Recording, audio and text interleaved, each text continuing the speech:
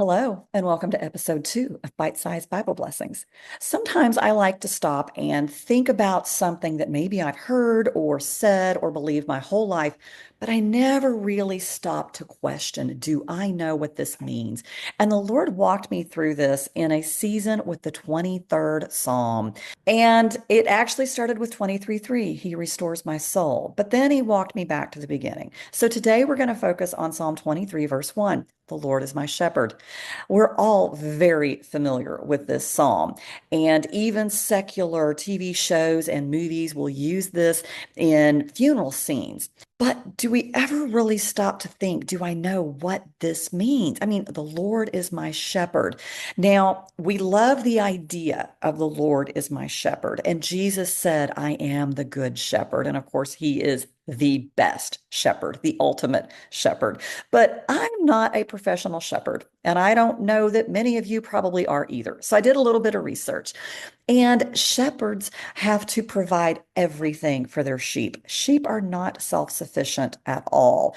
They their mats get lots of bugs, and they get matted and they get illness. They cannot find their own food and water, and they have to be protected 24/7 by their shepherd. Shepherds will actually travel in groups so that they can kind of take different night watches.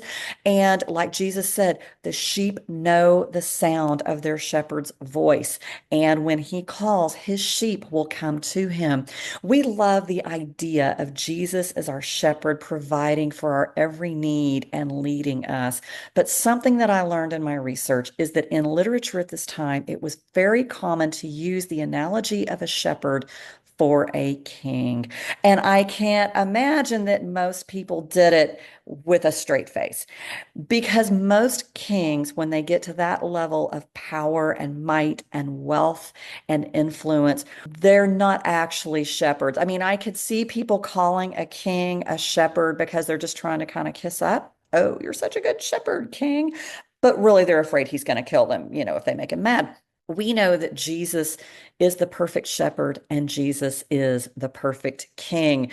There is a difference. You see, a shepherd is going to provide for his people. He is a safe place for them to be close to and to know that they are provided for and protected. And we love that about Jesus, and we need to lean into that with Jesus. And this past week, I've had a sinus infection. My son graduated from grad school, and man, I specifically was crying out to Jesus, my shepherd, as I was so weak and sick and tired.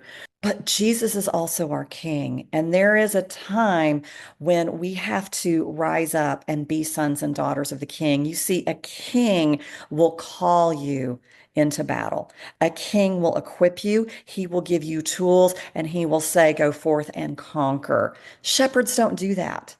And sometimes we need to assume the role as shepherd, as sheep, and we need to lean into that role of the shepherd, but we can't stay there. You see, shepherds don't call their sheep to go make a difference in the world.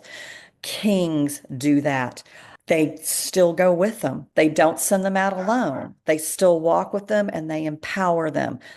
Our King is perfect. He will give us everything we need to fulfill the callings on our lives, to fulfill those dreams that He's placed in our hearts. And when it becomes too much and we're weak or we're sick or we're hungry or we're cold, we can always still go to Him as shepherd. Jesus is the perfect shepherd and He is the perfect King. We'll be coming back to talk more about the 23rd Psalm in Bite-Sized Bible Blessings.